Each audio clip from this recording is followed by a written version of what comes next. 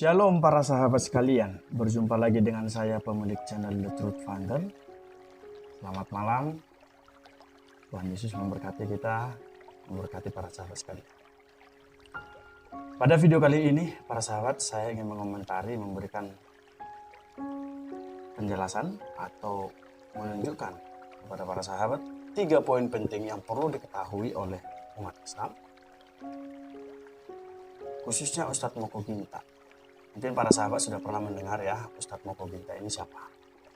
Bisa dikatakan bahwa Ustadz Moko Ginta ini adalah seorang tokoh Islam yang sangat berkobar-kobar menyerang keimanan Islam.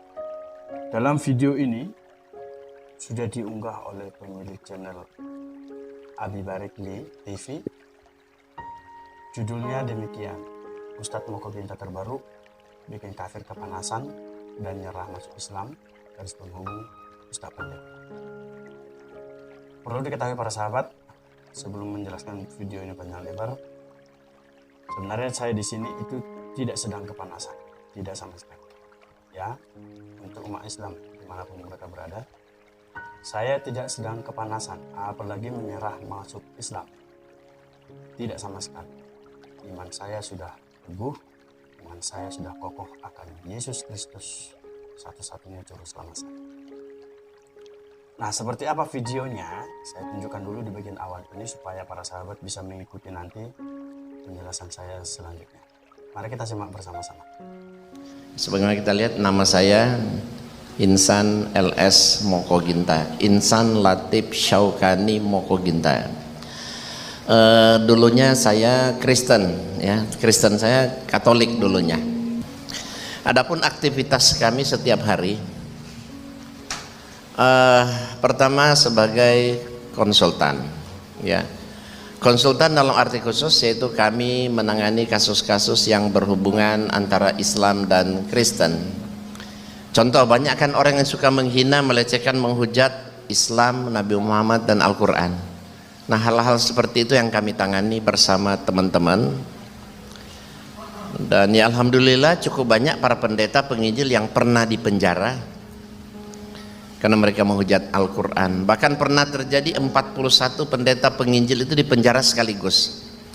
Di mana? Dekat sini malah, Kota Batu Malang. Karena mereka menghujat Al-Quran. Rekamannya ada, bisa ditonton seperti apa mereka menghujat Islam, Quran, kemudian ditangkap polisi, disidang, dipenjara 41 orang. Ini satu kasus yang sangat besar, cuma tidak diekspos karena sangat berbau sara. Tapi yang paling sering kami tangani, boleh dikata hampir setiap hari, itu kasus-kasus seperti orang-orang yang terlanjur menikah beda agama. Tapi ternyata yang lebih banyak justru pacaran beda agama. Jadi pacaran beda agama merupakan salah satu kasus yang cukup banyak terjadi di kalangan muda-mudi. Banyak orang tua kita nggak sadar anak-anak mereka SMA sederajat, apalagi mahasiswa, ternyata punya hubungan dengan orang non muslim, apalagi dapat pacar orang Batak, Ambon, Manado, ya kan. Ini sulit sekali untuk diajak masuk Islam. Kalau tidak diantisipasi, banyak akhwat-akhwat kita yang sering jadi sasaran pemurtadan. Oleh sebab itu, apabila Bapak Ibu hadirin sekalian mungkin punya teman, kenalan, tetangga ada kasus seperti itu, bisa hubungi saya, telepon saya. Insya Allah saya akan memberikan solusi supaya yang Kristen ini masuk Islam. Karena ya, keahlian saya sebenarnya di bidang itu, lebih spesialisasi di bidang itu. Bagaimana cara cepat melunturkan iman orang Kristen agar supaya mereka tertarik mau masuk Islam.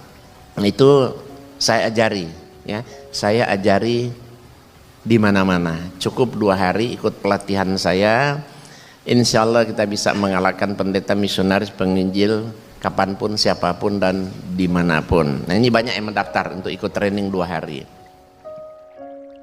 Para sahabat sekalian, setelah kita menyimak video tersebut, maka sangat tampak jelas poin pertama saya untuk Ustadz Moko Ginta terkait dengan senjata andalan atau senjata terakhir. Dan ini untuk seluruh umat muslim juga berlaku, dimanapun berada. Seperti yang dikatakan oleh Ustadz Moko Ginta tadi. Bahkan pernah ada 41 pendeta yang masuk penjara secara bersamaan, sekaligus. Dan itu ada di Kota Batu. Terlepas dari benar atau salah informasi atau apa yang disampaikan oleh Ustadz Moko Ginta, tetapi yang pasti Ustadz Moko Ginta ini mengatakan demikian. Maka ini poin pertama terkait dengan senjata andalan. Pertanyaannya adalah, apakah memang harus seperti itu? Tangkap, adili, penjarakan. Apakah memang harus seperti itu? Memang kita tahu para sahabat bahwa di negara kita ini ada hukum ya. Ada hukum mengenai kebebasan beragama atau aturan beragama. Apalagi terkait dengan penistaan agama. Di Indonesia ini sangat rentan sekali akan hal seperti itu. Sedikit-sedikit penistaan, sedikit-sedikit penistaan. Ya kan? Umat Kristen yang menjelaskan tentang Islam, menjelaskan tentang Al-Quran, lalu dianggap penistaan, lalu ditangkap. Sementara sebaliknya, saya belum pernah mendengar bahwa umat Islam yang menjelaskan tentang kekristenan, yang menjelek-jelekkan kekristenan secara jelas-jelas, misalnya seperti Ustaz Somad yang mengatakan salib itu adalah jin, pengusir jin, kafir atau apalah, dan itu sudah sangat jelas, tetapi tidak diproses secara hukum. Maka menjadi PR besar, pertanyaan besar bagi umat muslim. Apakah memang harus seperti itu? Tangkap, adili, penjarakan. Maka sekilas menjadi sangat lucu sekali ya para sahabat, ketika saya teringat akan masa lalu di mana saya pernah bertengkar dengan salah seorang teman, ya masih anak kecil waktu itu. Kami bertengkar, lalu dia kalah, dia menangis, lalu dia mengadu ke orang tuanya, ibunya, lalu ibunya datang marah-marah dan memarahi saya, mengancam saya pada saat itu. Maka bisa dikatakan para sahabat, ya, apa yang dilakukan oleh Ustadz Moko Ginta, dan seperti katanya tadi itu ada beberapa ustadz lainnya, bahwa yang dilakukan itu tidak lebih seperti anak kecil tadi, seorang pengecut. Ya, poin pertama, senjata andalan. Poin kedua. Oh, masih belum. Sebelum masuk ke poin kedua, kira-kira kenapa sih umat Islam atau khususnya Ustadz Moko Ginta tadi itu melakukan hal yang demikian? Kira-kira kenapa? Mengapa mereka menangkap, mengadili, memenjarakan? Dalam pemikiran saya, yakni karena mereka tidak tahu apa-apa tentang umat Islam. Tidak tahu apa-apa tentang umat Islam. Maka senjata mereka ialah mengadu kepada yang lebih besar, yang lebih kuat. Seorang yang terpelajar, seorang petarung hebat, ketika dia kalah, ketika dia gagal, yang dilakukan ialah mengasah diri mereka, belajar dan mengembangkan kemampuan mereka, hingga akhirnya mereka siap bertarung kembali melawan musuh-musuh mereka. Itulah tipikal orang terpelajar, itulah ciri orang terpelajar. Bukan malah down, bukan malah mengadu, bukan malah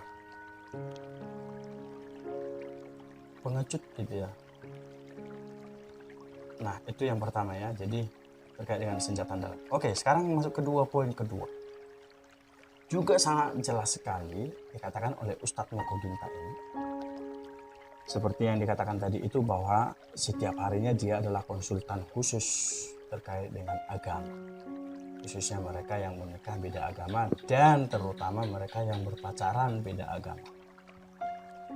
Jadi disampaikan tadi itu, kalau ada yang pacaran beda agama, silahkan ditelepon atau dihubungi. Dan dia mengatakan bahwa banyak sekali ya yang mendaftar ya. Dan Hebatnya lagi, dalam 2 hari seseorang itu bisa masuk Islam. Katanya demikian.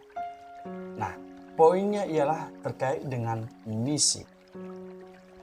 Dalam video selanjutnya, para sahabat silakan menyimak dulu ini video ini. Nah, oleh sebab itu minimal kita punya teman, kenalan, tetangga, saudara non muslim, kita tahu mereka itu dijamin pasti masuk neraka kok. Kenapa kita biarkan? Ya kan? Sudahkah kita mendakwakan Islam ini kepada mereka supaya mereka juga bisa merasakan Islam sebagai satu agama yang rahmatan lil alamin, yang bisa menyelamatkan mereka dunia dan akhirat? Nah, ini sangat sedikit yang mau berdakwah, mengajak non muslim masuk Islam. Bahkan lebih getol mereka, lebih getol orang Kristen mengkristenkan orang Islam. Hadirin, secara kuantitas di Indonesia ini lebih banyak orang Islam masuk Kristen ketimbang orang Kristen masuk Islam. Secara kualitas memang kita lebih baik, artinya orang Kristen yang masuk Islam itu walaupun tidak banyak tapi yang pintar-pintar. Tapi kuantitas dia lebih banyak. Kenapa? Ya kenapa? Banyak yang bodoh-bodoh ini yang masuk ke Kristen kan. Tapi tidak boleh dibiarkan. Kenapa? Kalau kuantitas jumlah dia lebih banyak, nanti Kristen tuh naik populasinya, Islam turun, akhirnya satu saat 50-50. Jadi ini perbandingan terbalik. Di luar negeri, Eropa, Amerika dan negara barat lainnya itu justru perkembangan Islam amat sangat luar biasa. Sementara Indonesia termasuk negara di dunia yang paling berhasil mereka lakukan kristenisasi. Jadi kalau tidak diantisipasi, satu saat Indonesia nanti jadi mayoritas Kristen, Eropa, Amerika jadi mayoritas Islam, ya kan? Ini sangat mungkin. Banyak bukti-bukti kan, di Spanyol dulu mayoritas Muslim, sekarang habis mayoritas Kristen. Dulu di Filipina 90% Muslim abad 16, sekarang tinggal 10% aja nggak ada loh, habis. Itu tinggal di Pulau Mindanao masih dikejar-kejar, dia bilang teroris lah sebagainya. Indonesia ya, tahun 1950 Indonesia itu 99% Muslim. Tahun 98 era kejatuhan Pak Harto, Indonesia tinggal 89% Muslim. Sekarang era reformasi ya, Muslim di Indonesia tinggal lebih kurang 73% loh. Banyak orang nggak percaya, oh nggak mungkin katanya. Lihat ya, banyak majlis-majlis taklim bermunculan, banyak hijaber bermunculan, ya betul. Tapi yang mereka nilai, mereka lihat itu di perkotaan. Sementara kristenisasi ini terjadi di pedesaan, di pedalaman, ya kan? Banyak sekali di kampung-kampung Jawa Tengah itu dulu mayoritas Islam, jadi mayoritas Kristen. Ketika saya dakwah di Jawa Tengah, sangat luar biasa. Ada satu kampung tinggal 1 kakak yang Muslim, ada tinggal 4, tinggal 7, pada masuk Kristen.